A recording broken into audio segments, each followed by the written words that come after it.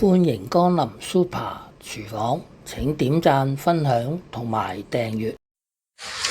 通心粉一碗，根據包裝指示放入熱水煮佢大約7至8分鐘。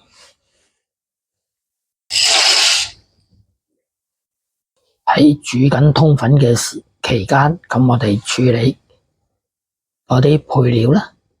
呢啲就係煮雜菜薯仔通心粉嘅主要材料啦。將粟米粒加少少水溶雪，跟住將所有材料切粒備用。啲通心粉已經煮咗7、8分鐘啦，咁我哋就將佢拔起。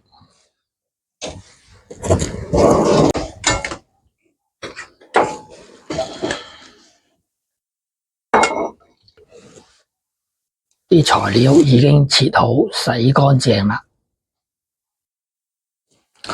鑊中落油，放啲紅蘿蔔、薯仔落去，將佢炒一陣，再放入雞髀菇，將呢啲材料爆香。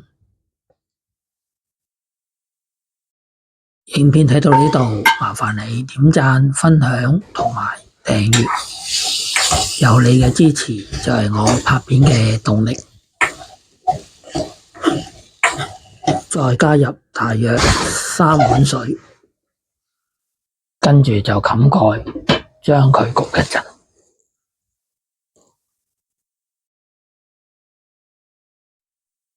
跟住將番茄切粒，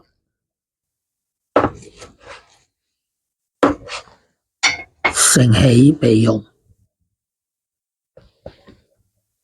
啲湯都煲咗一陣啦，咁我哋就打開個蓋，放啲番茄落去，跟住就冚蓋煮多佢一陣。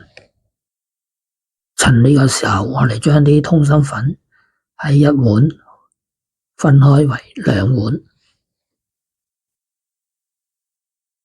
啲湯都差唔多煮咗20分鐘啦，咁我哋就打開個蓋，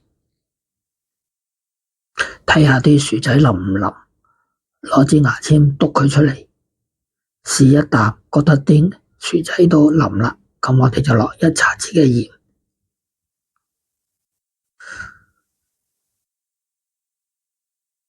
少少嘅麻油，